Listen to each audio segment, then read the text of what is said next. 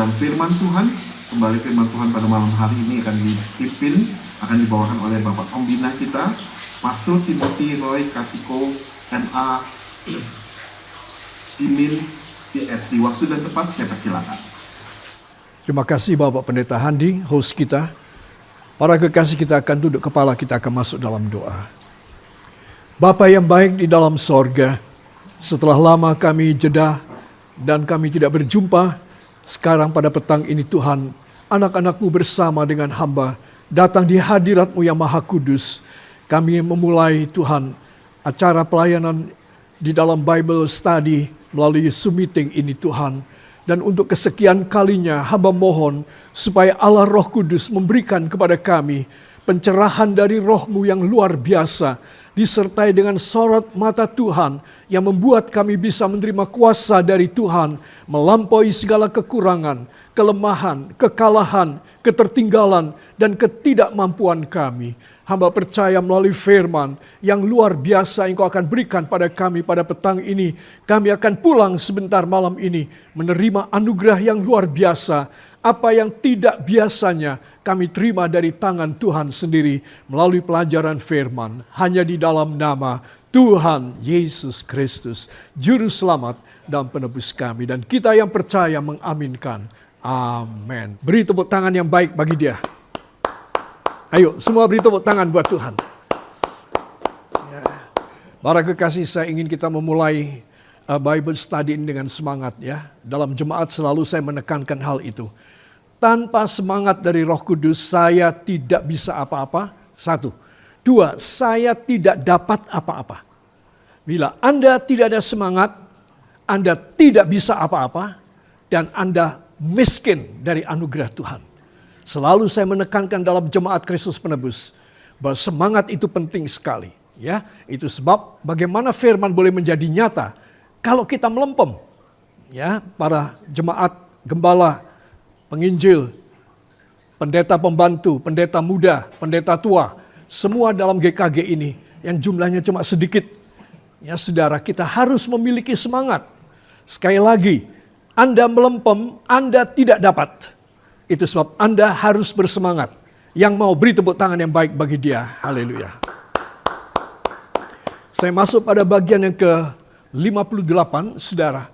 Dari serial kita, dan ada sisa 310 hari di dalam tahun ini, saudara. Dan ini luar biasa. 310 hari, saudara bisa bayangkan, kalau seminggu sekali atau seminggu 2 kali, kita mengalami mujizat. Dan kita diberi umur sampai akhir tahun. Saudara, saya yakin begitu banyak orang di luar keluarga saudara akan terheran-heran, kagum, terkejut. Mereka terkesima dengan hidup saudara yang dirubah oleh Tuhan. Ingat, Tuhan tidak membatasi di dalam setahun kita hanya menerima berapa kali mujizat. Tuhan sangat obral, sangat royal. Itu sebab saudara, saya ingin menyampaikan kepada saudara kenapa ya seorang raja itu di dalam bahasa Belanda, dalam bahasa Inggris dinamakan sebagai royal. Ya saudara, itu royal itu di dalam bahasa Belanda berarti obral. Jadi seorang raja, a royal, dia adalah seorang yang obral dengan anugerah. Ada orang miskin dari rakyatnya datang kepada dia, tidak bisa menghadap di dalam istana. Melalui pengawal di depan disampaikan kepada raja. Raja bilang, cepat kasih kamu. Ya, harta kerajaan banyak sekali. Cepat kamu bangunkan rumahnya. Kamu sekolahkan anak-anaknya. Sampai semua mendapat gelar kesarjanaan. Saudara, namanya raja itu adalah royal. Kalau saya dan saudara datang kepada Tuhan, Raja di atas segala raja. Saudara, bayangkan keroyalan dari Tuhan. Ya saudara, dilimpahkan kepada saudara, kepada saya. Itu sampai kita sendiri. Apalagi orang lain. Kita sendiri itu boleh mengalami sesuatu keheranan. Ya, keajaiban terjadi pada kita. Itu sebab seorang yang mengikuti pelajaran ini, dia harus mempunyai satu perubahan di dalam sejarah hidupnya. Ya, saudara bayangkan kita sudah seri yang ke-58. Wah, ini tidak main-main, saudara. 58 kali 2 minggu. Saudara hitung, berapa tahun kita sudah masuk di dalam 10 tekad rohani peraih sukses. Saudara, saya yakin setiap satu pelajaran selesai, maka Tuhan akan mencurahi kita dengan mujizat berikutnya. Yang percaya beri tepuk tangan bagi dia. Haleluya.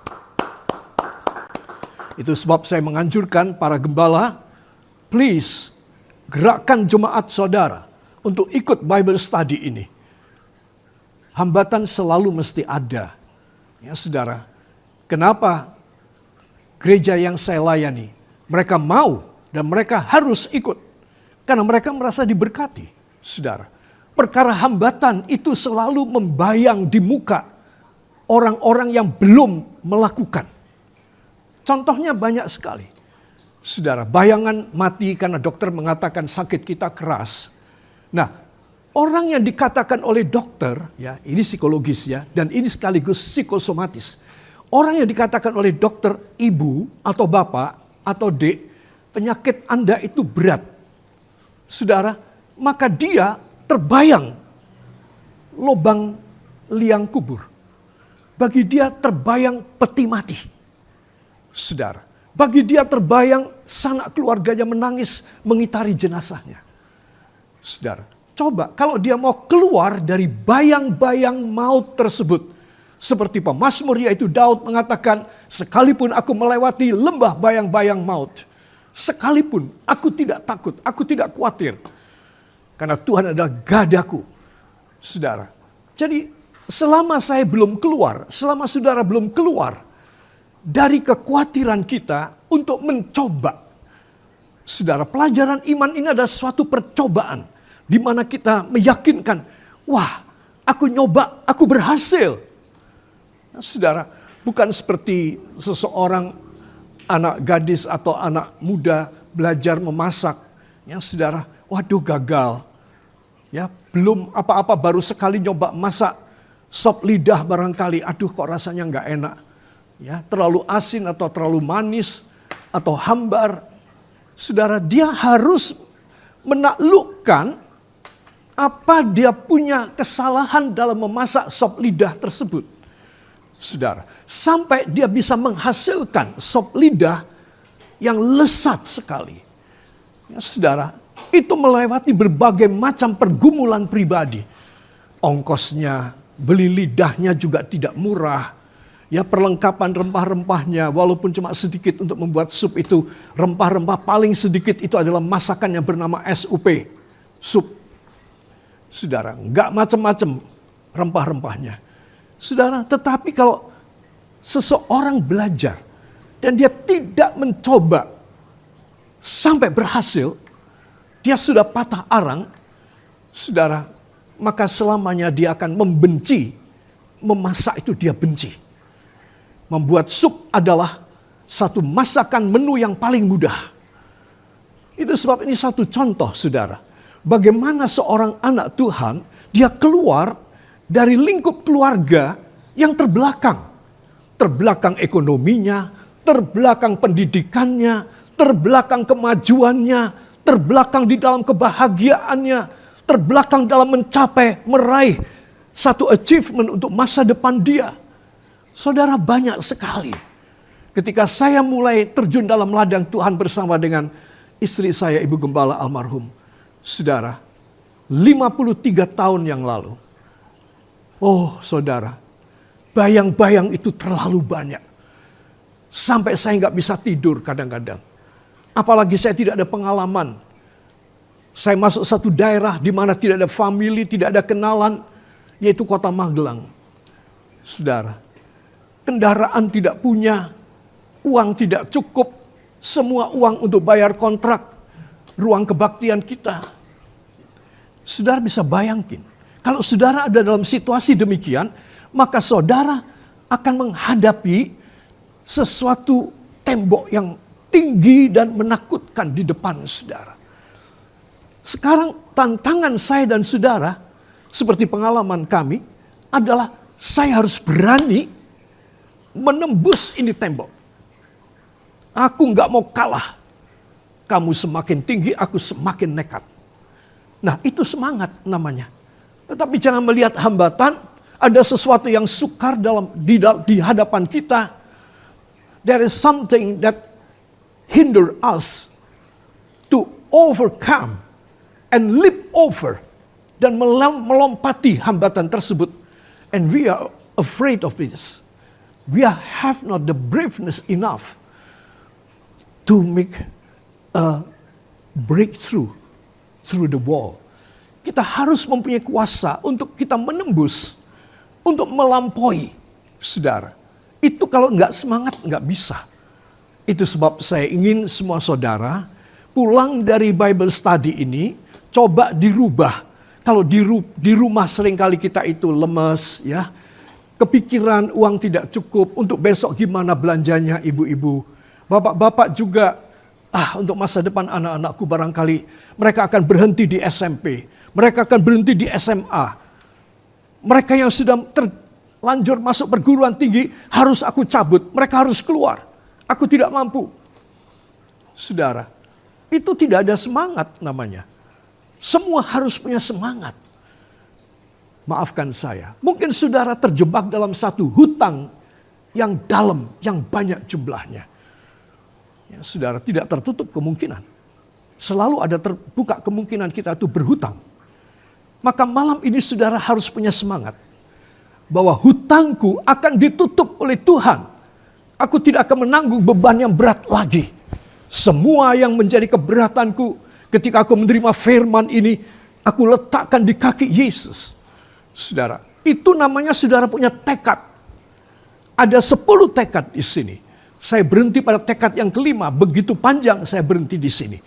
Untuk memberitahu kepada saudara, tanpa semangat, tanpa tekad, saya dan saudara akan sama aja. Bulan depan yang sama dengan bulan ini. Tahun depan sama dengan tahun ini, sama dengan tahun kemarin. Saudara, capek loh. Saya pernah bersama dengan istri dan anak nomor 1, anak nomor 2 mengalami hal tersebut. Jalan sejarah kami itu stuck, macet, sudah jalan buntu. Tuhan berbisik banyak hal, saya nggak nangkep. Saya nggak bisa nangkep. Kenapa? Karena saya terlalu penuh pikiran saya dengan hambatan tersebut. Ya saudara, hambatan nomor 1 adalah saya kurang biaya. Hambatan nomor 2 adalah saya kurang peralatan dan perlengkapan. Saudara, gimana mau maju? Ingat, setengah abad yang lalu, itu kalau orang tidak ada uang, harus uang banyak bisa membuat satu perubahan. Sekarang uang sedikit bisa. Saudara punya uang sedikit, saudara bisa pesan makanan. Saudara bisa beli baju. Saudara bisa pergi dari kota A ke kota B. Dengan uang sedikit, tidak perlu uang banyak. Zaman dulu tidak bisa, saudara. Engkau harus mempunyai uang banyak. Untuk bisa movable, untuk bisa saudara mobile kemanapun. Saudara, itu sebab zaman sekarang harusnya dalam semua kemudahan, dalam semua comfortable yang luar biasa dibanding setengah abad yang lalu, saya memulai pelayanan. Saudara harus bersyukur sama Tuhan. Jangan males, jangan ngelokro, jangan gak ada semangat. Ya, ibu-ibu di rumah tangga, di dalam rumah, suami-suami di rumah, anak-anak di rumah, isinya cuma pikirannya bunek aja. Mudah emosional, mudah tersinggung. Nah, apa? Itu adalah komplikasi. Komplikasi dari apa? Dari toksik. Saudara, orang yang keracunan dengan bisikan iblis, hatinya tertutup sama sekali. Untuk kuasa Allah, untuk anugerah Tuhan, untuk berkat Tuhan. Hatinya tertutup. Ingat saudara, Tuhan bekerja itu melalui hati. Terus kalau hati saya tertutup, Tuhan gak bisa masuk. Kitab Wahyu mengatakan, dengarkan, aku mengetuk di depan pintu hatimu. Barang siapa yang mendengar ketukanku dan membuka pintu bagiku, aku akan masuk dan aku akan makan dengan dia dan dia dengan aku. Tuh lihat, kelimpahan terjadi karena Yesus masuk. Di mana? Dalam hati kita. Saudara, rumah kita boleh tidak bagus sama sekali, tetapi hati kita bersih. Wah, Tuhan akan memberkati kita dengan luar biasa. Apa yang menjadi cita-cita harapan saudara? Apa yang menjadi perhitungan saudara, teliti banget saudara. Tuhan akan penuhkan satu demi satu saudara. Itu sebab semangat adalah daya dobrak kita. Daya gedor kita. Supaya saya dan Anda mempunyai terobosan. Katakan, supaya saya mempunyai terobosan ilahi. Sekali lagi, belum semua. Supaya saya mempunyai terobosan ilahi. Saya tidak mau begini terus. Harus terjadi satu revolusi rohani. Perubahan yang sontak dalam rohani saya. Demi nama Yesus, Tuhan memberkati saya. Dahsyat. Amin. Beri tepuk tangan bagi dia. Ini namanya tekad. Ya, ini namanya suatu semangat. Ya, suatu spirit. Dan kalau Anda dan saya punya spirit ini, maka niscaya Tuhan akan mudah memasukkan apa saja dalam hidup saya dan hidup saudara. Kita ada pada subtema yang ke-10, saudara. Ananeomai. Ubah toksik menjadi tonik. Nanti kita akan melihat sekali lagi videonya. Ya, toksik itu X di tengah. X, saudara. Apa sebab? Karena kita terlalu ekstra. Terlalu apa? Kita terlalu over. Kita terlalu apa? Kita terlalu kecanduan. Itu sebab jadi toksik. Tapi harus dirubah menjadi tonic N. Huruf N itu singkatan dari nurture. Merawat, dirawat, dipelihara, diberi gizi. Ya saudara, diberi asupan. Itu namanya nurture. Nah itu sebab orang yang toksik, dia harus nomor satu, gak usah ngelihat suaminya, gak usah menilai istrinya, gak usah menilai orang tuanya, anaknya, kakaknya, adiknya, pegawainya, bosnya, pendetanya, majelis gerejanya, gak usah ngelihat mana-mana. Orang yang toksik harus minta kepada Tuhan. Tuhan buang semua yang ekstra yang tidak baik ini, yang overdosis dalam hidup hamba. Saudara, kita tahu sebutan overdosis adalah mengindikasikan seseorang itu keracunan. Seseorang itu sangat tergantung pada obat bius. Obat bius itu adalah racun toksik. Saudara, jangan sampai hidup dalam rumah tangga kita kena toksik, kena racun. Ya saudara, itu sebab penting sekali untuk saya dan saudara mengerti pelajaran ini. Saudara, dan sekali lagi, setiap kali saya menyampaikan ini, setiap kali Tuhan berbicara pribadi kepada saya. Dan itu membuat saya semakin berkenan kepada Dia. Semua yang tidak berkenan pada saya dibersihkan oleh Dia. Ketika saya bicara ini, ketika saya berkhotbah ini, Dia membersihkan dari hidup saya, dari pikiran saya, dari hati saya, dari keinginan saya. Saya berharap Anda juga mengalami. Jangan sampai firman tidak ada khasiat apa-apa. Ya saudara. Ananeomai, kenapa saya bicara mengenai ananeomai? Dari awal saya menyampaikan pada saudara tentang spirit, semangat. Katakan, spirit saya, semangat saya, hanya dari Roh Kudus. Beri tepuk tangan bagi dia.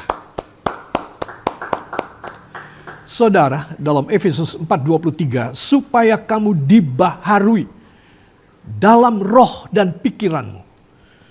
Terus kalau pikiran saya dan pikiran Anda tidak dibaharui, saudara, semua itu nonsens, tidak masuk akal. Ya, tetapi kalau saya punya pikiran, saya punya roh dibaharui, artinya apa? Ada satu revolusi perubahan, bukan evolusi. Evolusi itu lambat laun, tetapi kalau revolusi itu serentak. Bung Karno dan Hatta dan pimpinan-pimpinan pemuda pada waktu itu, mereka semua bertekad, kita harus mendobrak. Kita tidak boleh menunggu dimerdekakan, baik oleh Belanda ataupun janji oleh Jepang. Semuanya itu omong kosong. Kita harus mendobrak. Bayangkan kalau beliau berdua dan beberapa anak-anak muda, Soekarni dan lain sebagainya, mereka itu tidak berani mendobrak. Saudara, mereka tidak lagi mengangkat bambu runcing, saudara. Tetapi mereka menggunakan dobrakan diplomasi. Saudara, ada seorang Belanda membantu mereka menyiarkan melalui radio.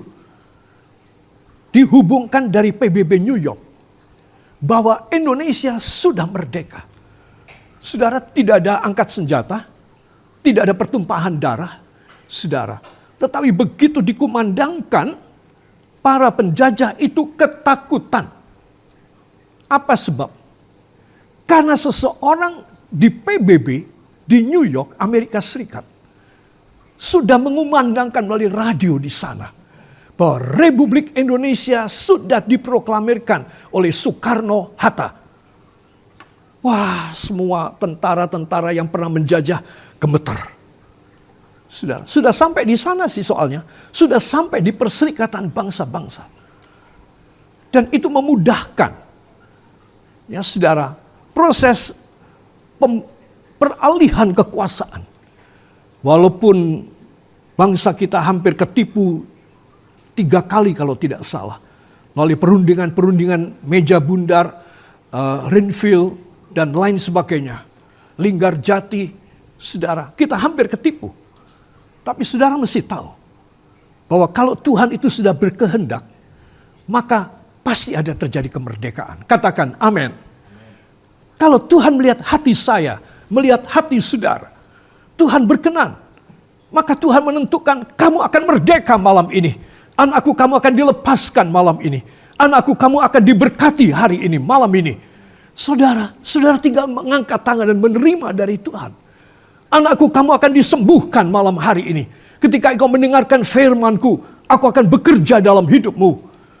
Saudara, kita tidak tahu apa yang terjadi sama kita orang. Tiba-tiba kita disembuhkan.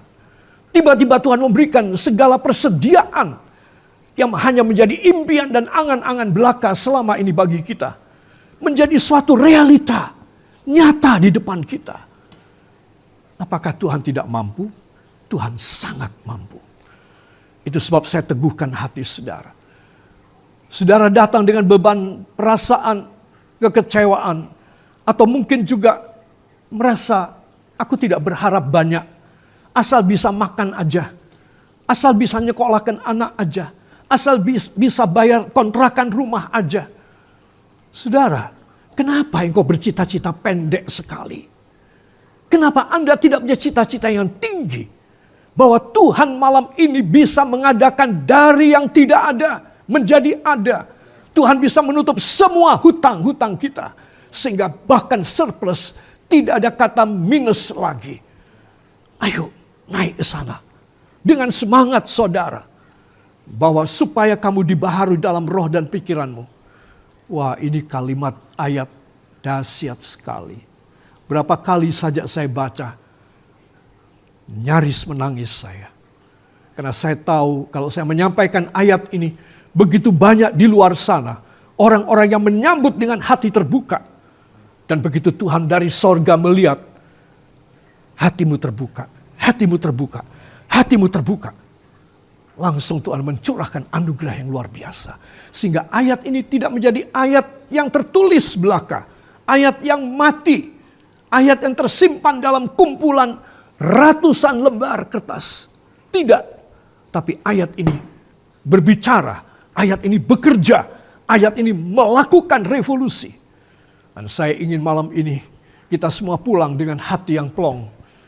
Atas semua yang kemustahilan yang ada dalam hidup kita. Dalam keluarga kita. Pada anak-anak kita. Ada anak yang mengalami cacat. Cacat fisik atau cacat mental, maafkan saya. Ada anak-anak yang mursal dan brutal hidupnya. Renegade. Ada anak-anak yang tidak bisa menghargai orang tua. Bahkan yang berani membentak dan memerintah orang tua. Wah, itu beban berat loh saudara. Itu beban berat sekali. Kalau saya menghandle keluarga-keluarga dengan anak-anak yang semacam ini rusaknya. Saudara, saya cuma bisa menghibur orang tuanya dengan kata-kata demikian.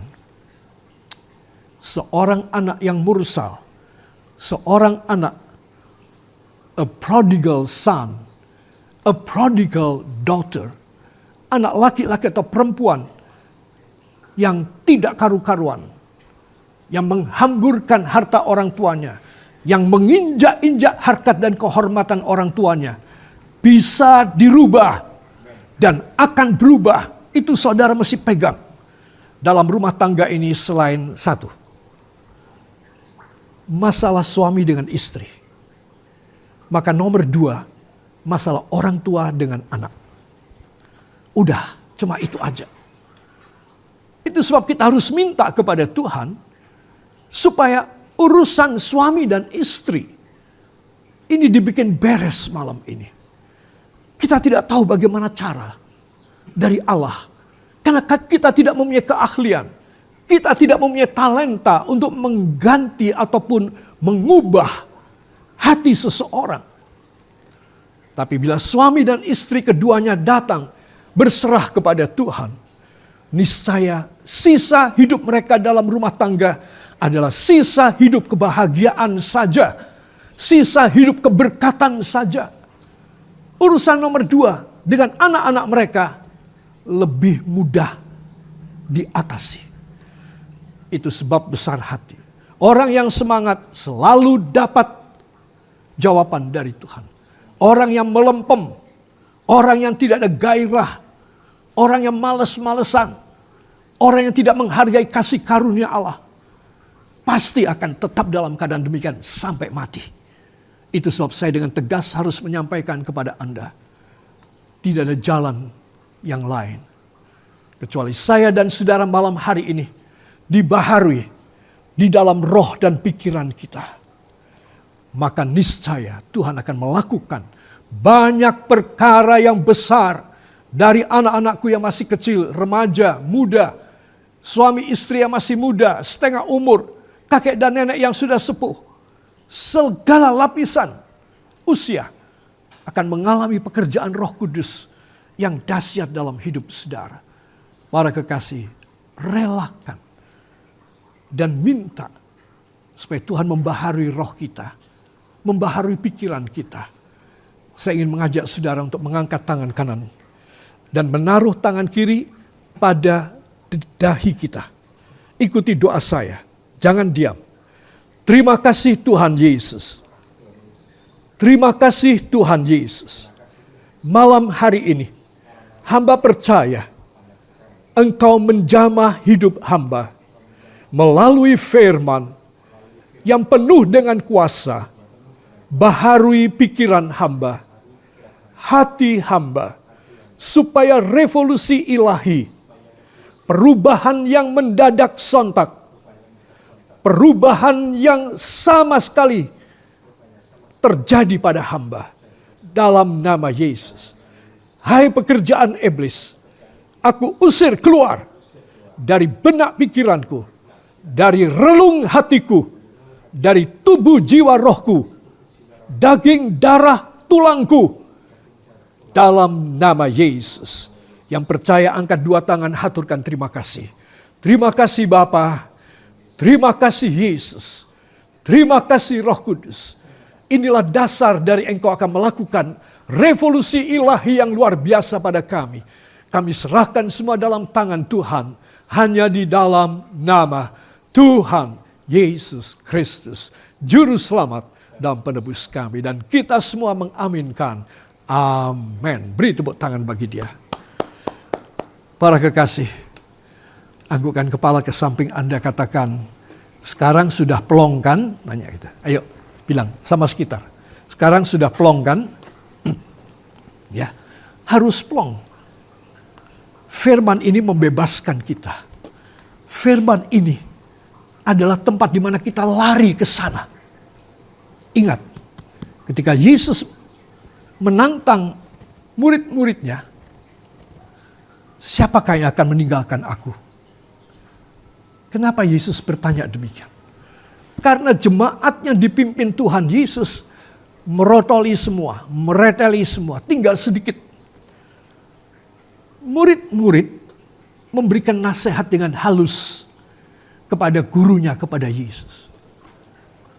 Rabi, tolong kalau bisa khotbahnya begini, maksud saya adalah gimana ya, supaya khotbahnya guru itu lebih supel, lebih ramah, lebih halus. Karena banyak yang mundur, Rabi. Saudara. Murid-murid pinter ya. Mereka pikir kalau kita bicara dengan halus, Tuhan tidak akan marah. Saudara. Dan Tuhan mengetahui memang kenyataannya jemaat yang dipimpin oleh Tuhan Yesus ini tinggal sedikit, saudara. Lalu Tuhan berkata demikian. Apakah kalian akan pergi juga? Pada 12 menit. Apakah kalian akan pergi juga? Apa jawab Simon Petrus? Tuhan, kemana kami bisa pergi? Karena hanya Engkau yang mempunyai perkataan yang hidup dan berkuasa. Coba. Ini murid paling tua, memang kadang-kadang itu jengkelin. Memang kadang-kadang itu meletup-letup, dia punya emosional. Ya, saudara. Dia punya mood itu tidak bisa tenang. Itu Simon Petrus. Tetapi kali ini, dia itu menjadi pembicara Allah. Supaya teman-temannya semua itu tahu. Bahwa tidak ada yang lain yang bisa kita datangi. Hanya Yesus. Jadi kalau Yesus ada di depan kita, ada di sekitar kita, lalu kita mau pergi dari dia, wah ya kita bodoh amat. Kita ini fatal banget nasibnya. Itu sebab Simon Petrus dengan kuasa Roh Kudus mengatakan, kami tidak bisa pergi kemana-mana. Karena hanya Engkau yang mempunyai firman yang hidup dan berkuasa. Yang percaya beri tepuk tangan bagi dia. Petrus, engkaulah yang akan menjadi Petros. Petros adalah batu karang kecil. Dan di atas Petra, batu karang besar, Yesus menunjuk dirinya sendiri. Jadi ada banyak orang dan juga ada satu agama yang mengatakan bahwa Petrus itulah Petra. Salah. Petra itu adalah Kristus. Petrus ya Petros. Petros adalah batu karang kecil. Di atas Petra. Petra adalah batu karang besar. Ya. Jadi di sini karena kita salah mengartikan bahasa aslinya, saudara, maka ada gereja yang mengatakan di atas Petruslah akan dibangun gereja. Salah. Ya. Tuhan berkata begini. Hai Petrus, engkaulah Petros. Batu karang kecil. Dan di atas Petra, aku, Petra, batu karang besar, akan didirikan gerejaku. Sehingga Petrus bukanlah fondasi gereja. Yang menjadi fondasi gereja siapa, saudara? Kristus Yesus. Ya, jadi ini adalah sesuatu sedikit penyimpangan, bukan sedikit, penyimpangan yang besar, ya, saudara, dari satu agama. Itu sebab saudara mesti tahu bahwa Tuhanlah Petra kita. Dan kita harus menjadi Petros, batu karang kecil. Ya, saudara, untuk membangun rumah Allah. Amin. Maka itu kita hanya bisa lari kepada Tuhan. Kita hanya bisa datang kepada Dia. Mau susah, mau senang, mau happy, mau menderita, mau sugih, mau melarat. Saudara, datang saja kepada Dia.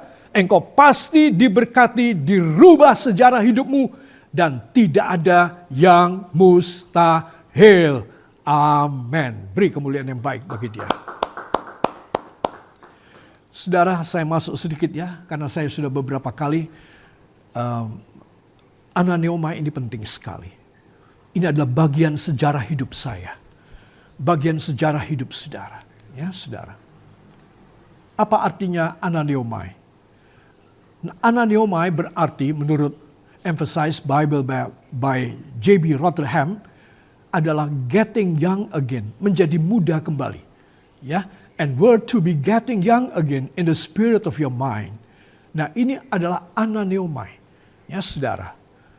Nah, ini bahasa Indonesianya kita baca ya. Dan menjadi 1, 2. Dan menjadi muda kembali di dalam roh dari pikiranmu. Beri tepuk tangan bagi Tuhan. Orang yang percaya, dia akan dapat ini. Orang yang tidak percaya, dia tidak akan dapat. Proses bagaimana Tuhan memudahkan dia, meremajakan dia kembali. Saudara, hanya orang yang percaya 100% kepada firman. Dia akan melewati masa-masa yang sulit dalam hidupnya. Dan Tuhan menggantinya dengan ananeomai. Saudara, berani menghitung berapa banyak masa sulit saya dan masa sulit Anda. Kita nyaris tidak berani menghitung lagi. Menghitung pun kita sudah susah. Saudara, itu sebab tinggalkan semua masa lalu, semua bayang-bayang maut, semua kontroversi dari hidup saudara, semua pelawan-pelawan dan perlawanan-perlawanan kepada Anda. Selama Anda masih mempunyai beban tersebut, Anda tidak bisa menuju ke depan. Anda akan mandek, stuck. Tapi kalau Anda membuang itu semuanya, Tuhan, tolong beri kepada hamba pembaharuan dari Roh Kudus-Mu pada pikiran dan roh hamba. Tuhan memberi kepada saudara, saudara mendapat ananeomai. Getting young again. Saudara, apakah orang bisa menjadi muda kembali? Bisa sementara waktu. Ketika orang disuntik, ya, 2 negara paling jitu di bidang peremajaan adalah Swiss dan Jerman. Orang-orang kaya, saya sudah pernah ceritakan ya, membelanjakan setiap 3 bulan hampir 10 atau mungkin 12 miliar. Datang ke sana dan bermalam di poliklinik mereka yang sangat terbatas, sangat VIP. Ya saudara, meninggalkan uang 10 atau 11 miliar rupiah dan dipelihara di poliklinik tersebut untuk 2 minggu atau 3 minggu sesuai kondisi orang. Kalau 3 minggu dia harus tambah lagi 3 miliar. Saudara, untuk menjadi apa? Pulang Indonesia, wah kelihatannya menyenangkan sekali. Kemana-mana dia bawa koco apa namanya? Cermin. Cermin itu bahasa Jawanya. Pengilon. Ya. Bawa pengilon. Wah aku wis enom meneh iki. Ya, aku sudah muda kembali. Ya saudara, berapa lama? 1-2 bulan. Mulai dia mengkerut lagi, ya saudara, matanya mulai mendelik, ya saudara. Dan dia harus terbang ke sana lagi. Dia akan komplain sama dokternya. Aku sudah buang uang lebih dari 10 miliar. Tetapi hanya bertahan 1-2 bulan. Dokter, saya minta direparasi lagi. Boleh? Tambah lagi 5 miliar. Aku reparasi kamu 2 minggu di sini. Saudara, orang gak bisa muda lagi. Seberapa duit dia punya. Semua katakan, tetapi. Halo, tetapi. Melalui firman dan Roh Kudus, saya akan mengalami ananeomai. Yang percaya, beri tepuk tangan bagi dia. Saudara yang kekasih, itu sebab selalu ada jalan. Untuk urusan psikologis kita, urusan fisik kita, ya, urusan intelektualitas kita, urusan kita punya integritas. Integritas itu mahal, saudara. Semua Tuhan bisa remajakan. Supaya apa? Supaya kita boleh menjadi kesaksian bagi banyak orang. Kita bisa ambar-ambar wangi. Memberitakan. Menyebarluaskan kebaikan Tuhan dalam hidup kita. Kita ketemu orang tidak begini. Kita berjalan terus menunduk. Tidak ada orang baru kita begini.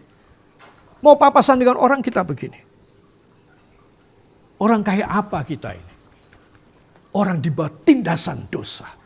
Orang di bawah hukuman. Ayo mulai tegakkan kepalamu.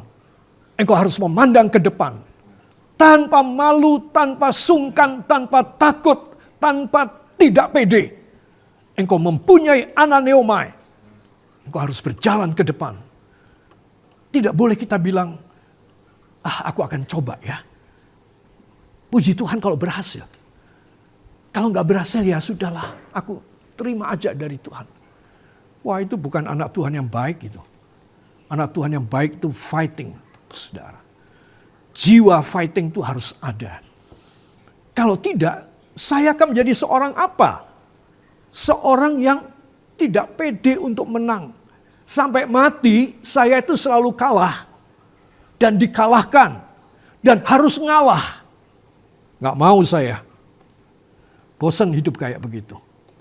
Saya mau hidup yang berkemenangan. Katakan, saya mau hidup yang berkemenangan. Halo? Saya mau hidup yang berkemenangan. Mulai malam ini, roh dan pikiran saya dibaharui. Saya tidak akan menundukkan kepala, tetapi menatap ke depan dengan berani hati dalam nama Yesus. Amin. Beri kemuliaan yang baik bagi Dia. Saudara, ini penting ya, ini penting sekali.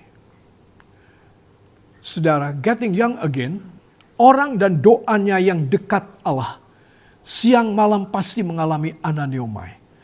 Jadi, ananeomai ini harus di-couple, harus bundling, dibundle dengan dekat dengan Tuhan.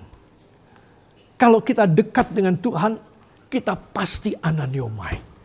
Kalau kita ananeomai, kita pasti dekat dengan Tuhan. Tidak ada kontroversinya.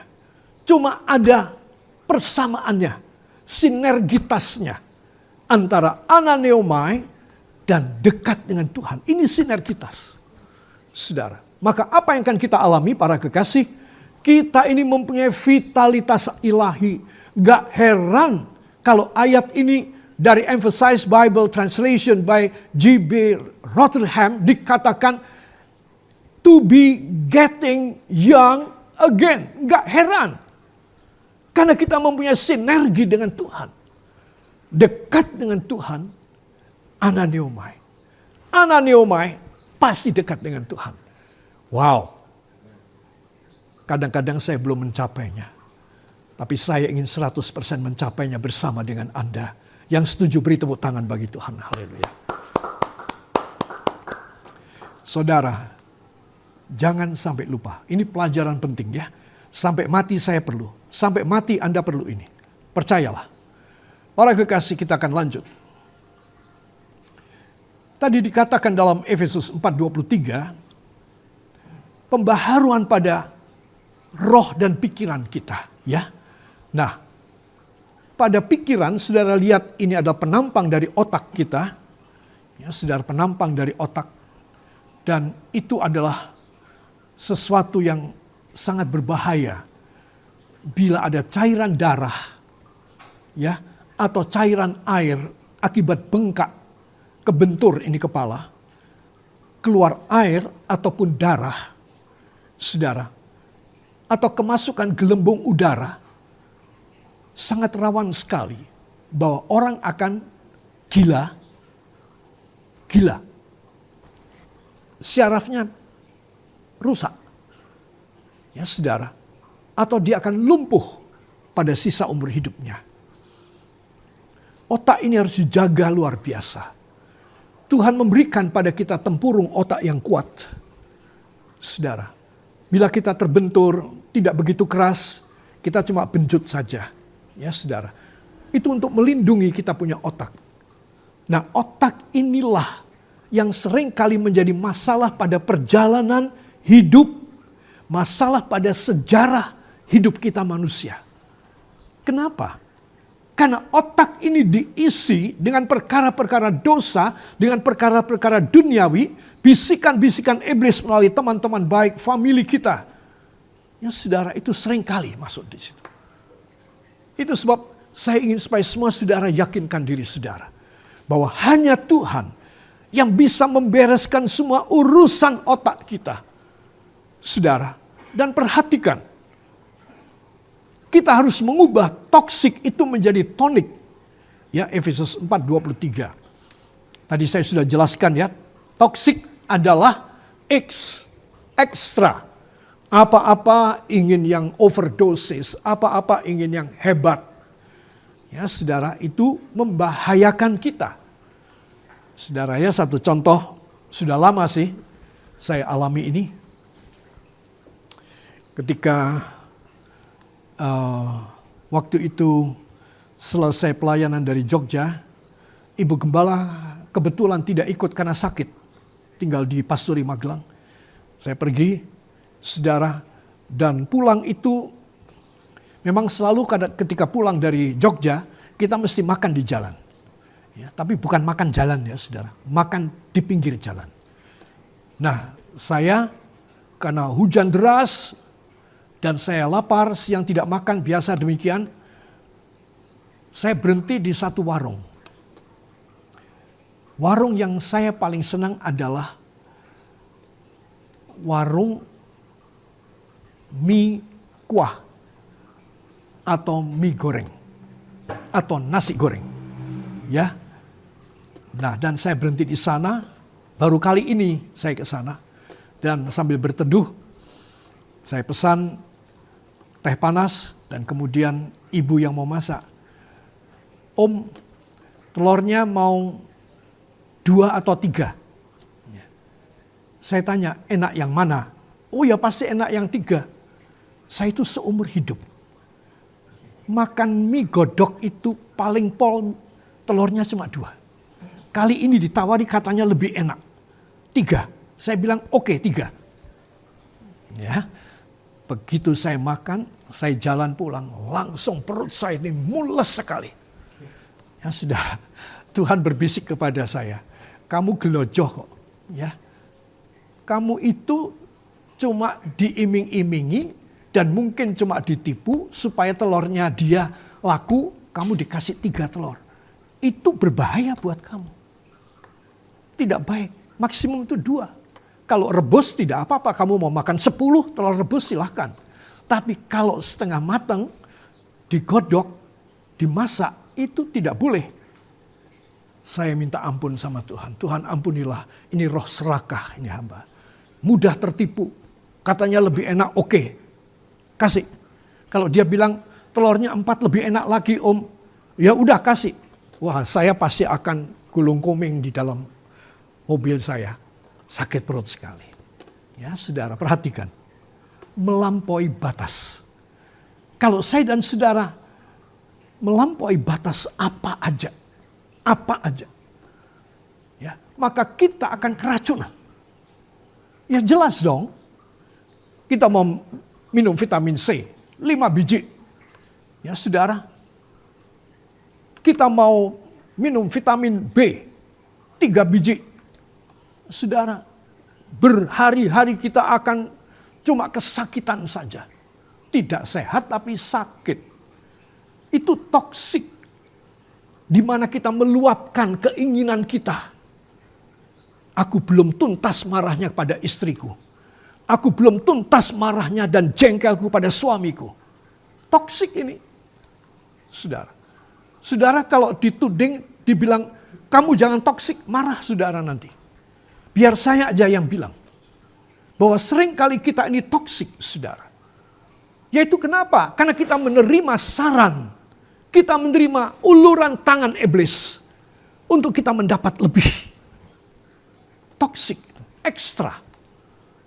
Kita tidak boleh menerima yang ekstra. Sewajarnya saja. Ayo katakan pada samping Anda. Sewajarnya saja. Ayo saya belum lihat dari sini. Ayo 1, 2. Bilang sewajarnya saja. Ya, kalau saya dan saudara sewajarnya safe. Saya sepanjang jalan dari Sleman itu menuju ke Pastori Magelang. Saya cuma nyesel aja. Duh, ada orang kok serakah kayak gini. Yaitu di seluruh dunia itu kalau mie kuah itu ya cuma telurnya 2 lah. Pak itu paling pol. Kok mau 3 itu loh. Dasar, ya, serakah. Saya itu mengomeli diri saya sendiri. Dan saya minta ampun sama Tuhan. Itu sebab semua katakan ekstra harus diganti. Berkelebihan harus dikurangi. Diganti dengan nurture, dipelihara, dirawat, diberi nutrisi, sehingga tidak toksik lagi. Ya, saudara, kalau saya dan saudara mau dirawat oleh firman, kita menjadi nurture, menjadi tonic. Ya, tidak toksik, X tapi N, tonic. Mempunyai satu tenaga yang baru. Ya, saudara. Saudara, kita ada nama satu resep obat namanya tonikum. Dari kata tonik. Ya, saudara. Dalam bahasa Latin menjadi tonikum. Yaitu sesuatu cairan yang membuat kita mempunyai daya kemampuan. Ya, kekuatan. Tonik. Nah, inilah yang dikehendaki oleh Tuhan. Ya, supaya kamu dibaharui di dalam roh dan pikiranmu. Ya, saudara. Dan ini adalah rahasia daripada firman. Ya. Menurut terjemahan dari English Jubilee 2000 dikatakan, and be renewed in the spirit of your understanding. To be renewed. Dibaharui. Saudara. In the spirit, di dalam roh of your understanding. Roh dari pengertianmu. Oh ya, I understand. Aku ngerti. Aku paham. Nah, saudara apa-apa jadi ngerti sekarang. Kenapa bisa ngerti? Karena dibaharui. Dulu enggak ngerti kita. Kita ditipu seperti saya kena tipu tadi. Ya, si ibu ini gara-gara banget ini. Ya, masa mie kuah kok telurnya 3 itu. Ya, dalam hati saya jengkel. Kenapa kamu nggak bilang minta 5 gitu? Ya, kalau kamu bilang 5, tak tinggal pergi sama aku, saudara. Tapi saya anggap 3 itu oke lah, nggak apa-apa. Tapi buat perut saya nggak bagus. Ya, saudara. Buat perut badak bagus. Tapi buat perut saya nggak bagus. Saudara, itu sebab and be renewed in the spirit of your understanding. Wah, kalimat yang indah, yang sangat comfortable, yaitu understanding. Pemahaman, pengertian saya, pengertian saudara. Sehingga ada apa-apa kita, pasti kita ngerti. Dulu kita bodoh banget, kena tipu. Tapi sekarang enggak. Sekarang aku punya understanding. Ya, saudara. Aku sekarang punya knowledge dari Allah. Pengetahuan dari Tuhan. Aku sekarang punya wisdom dari Tuhan. Hikmat dari Tuhan. Aku apa-apa paham. In everything, I must be understood. I should not misunderstanding. But I have to be understood every time. In every problem, in every question, I can handle by myself. Ini, kenapa? Karena pikirannya dibaharui. Pikirannya dibaharui. Ya, kalau pikiran kita dibaharui, oh kita ada masalah, kita tidak akan nangis dan merengek-rengek. Kita ada masalah, kita akan begitu kuat. Tuhan, terima kasih. Karena dengan masalah ini, Engkau mendidik hamba untuk lebih total kepadamu. Itu loh, saudara. Itu kalimat yang ditunggu oleh Tuhan. Sehingga kita tidak ngomel dengan masalah. Kita tidak sembrono memberikan respon kepada Tuhan. Tuhan, kok aku yang ngalamin ini? Kenapa bukan orang lain? Bukan adikku atau orang tuaku atau tetanggaku atau teman gereja yang lain. Tapi kenapa aku yang harus ngalamin? Saudara, itu kata-kata tidak ada lagi. Kita tidak toksik lagi. Kita sudah di-nurture oleh Roh Kudus. Nurture kita dari mana? In which thing we have been nurtured by God by renewing our spirit, renewing our mind, so that we are understood in everything. It is because the gift of the Holy Spirit in our life. We know that there are 9 spirits gift in every person. You may choose and you may receive it as the Lord will you having 1 or 2 of them.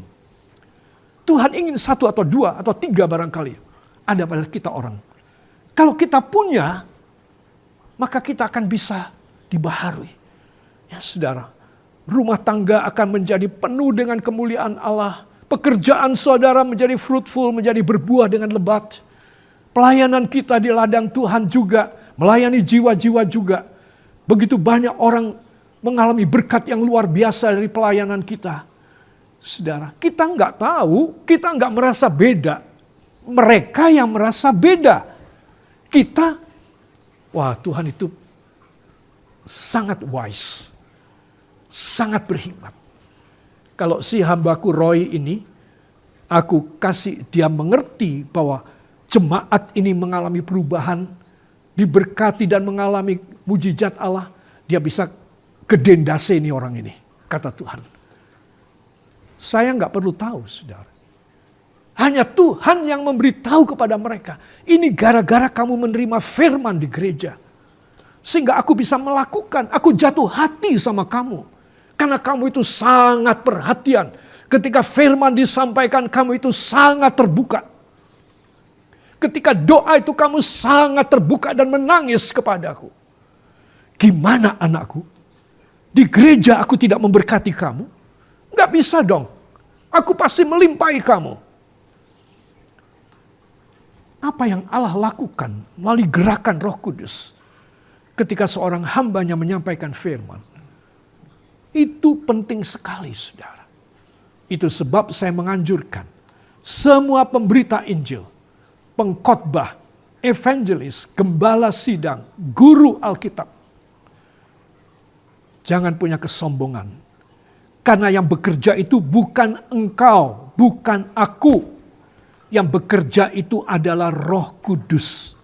Dan gak perlu cari muka dari jemaat.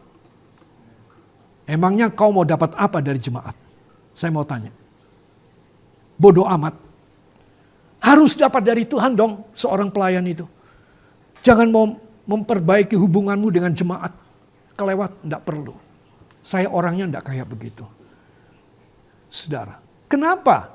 Supaya jemaat ini tahu bahwa hambanya ini sudah melayani dengan baik.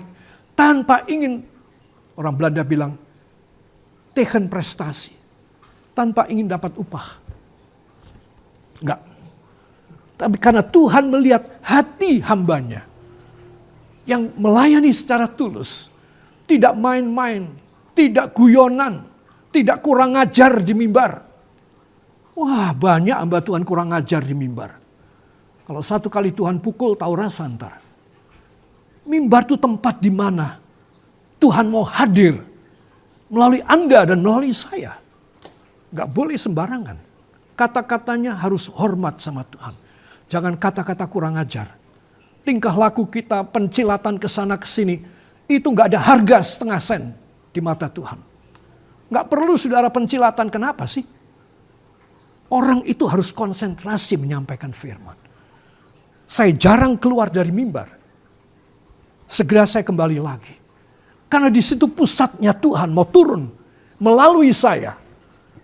Bukan saya harus berkeliaran di dalam ruang kebaktian itu. Untuk apa? Saya mau tanya. Untuk cari muka kan? Itu sebab saudara harus bertobat. Berubah. Tidak perlu pencilatan kayak begitu. Lari sana, lari ke sini. Memangnya engkau ikut olimpiade? Atau apa? Engkau ada di hadirat Tuhan. Harus tahu sentrumnya di mana. Sentralnya, fokusnya Allah dari sorga di mana. Di mimbar. Amin, saudara. Jadi saudara bisa menilai ya. Jangan sembarangan.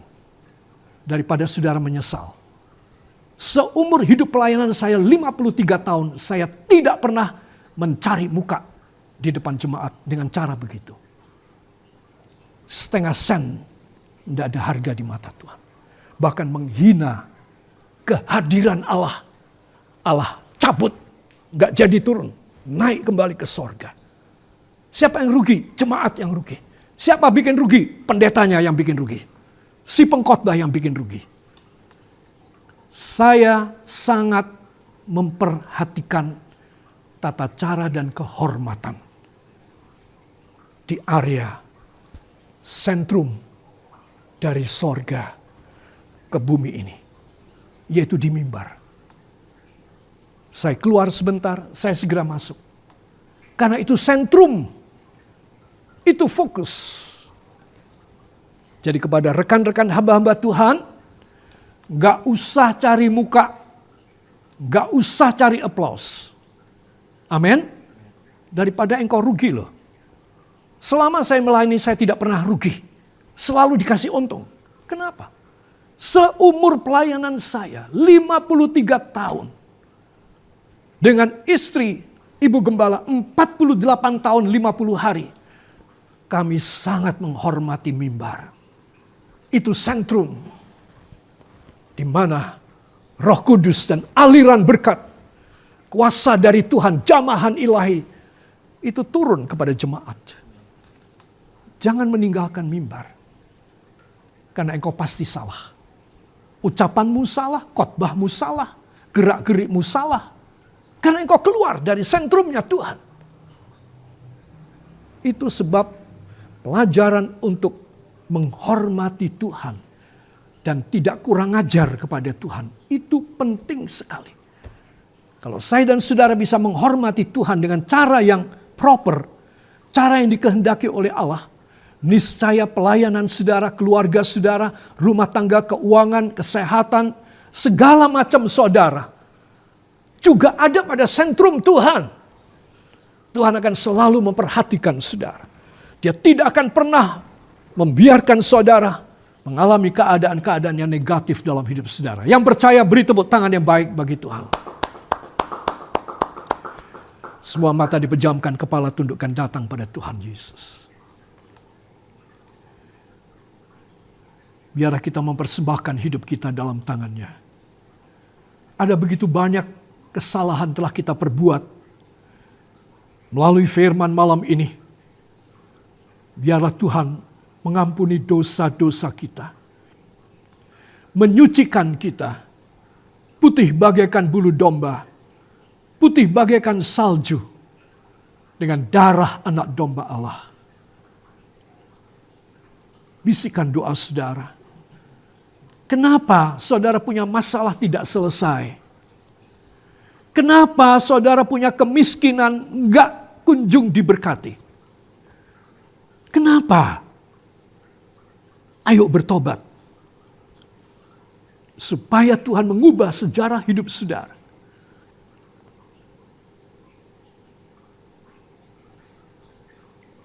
Bagi hamba-hamba Tuhan, mungkin ada tindak tanduk kita yang tidak hormat, yang kurang ajar di hadapan Tuhan. Please berubah. Supaya Tuhan mengampuni dosa-dosa dan kesalahan kita. Dan menutup semua kekurangan kita. Haleluya.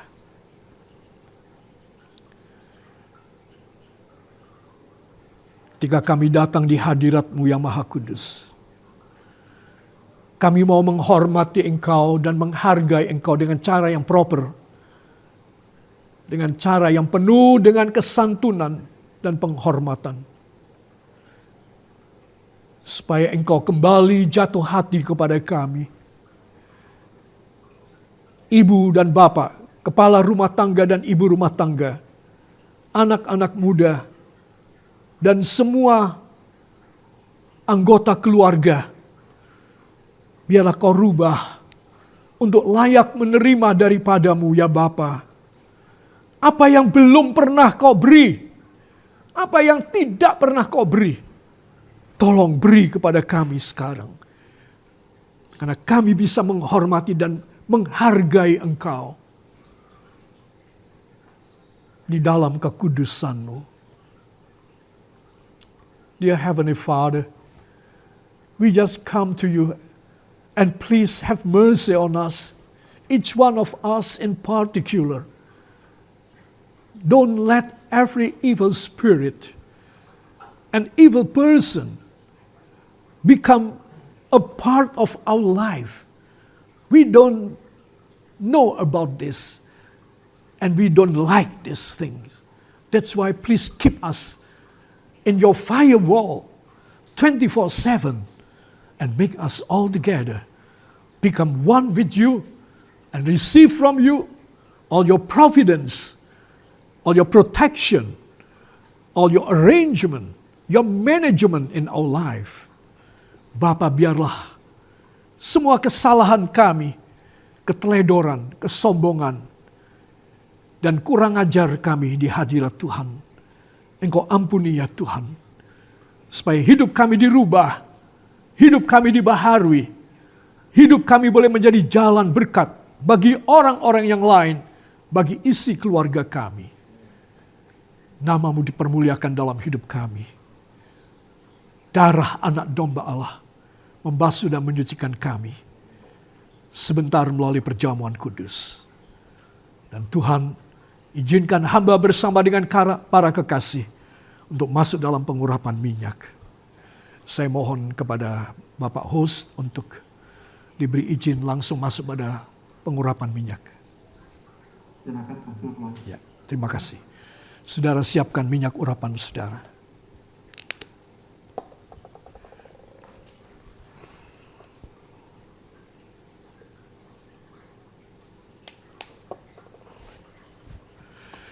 Mari angkat dengan tangan kanan saudara, taruh tangan kiri pada jantung saudara. Ikuti doa saya. Terima kasih Tuhan Yesus. Terima kasih Roh Kudus. Terima kasih Allah Bapa. Karena Engkau telah berkenan berfirman.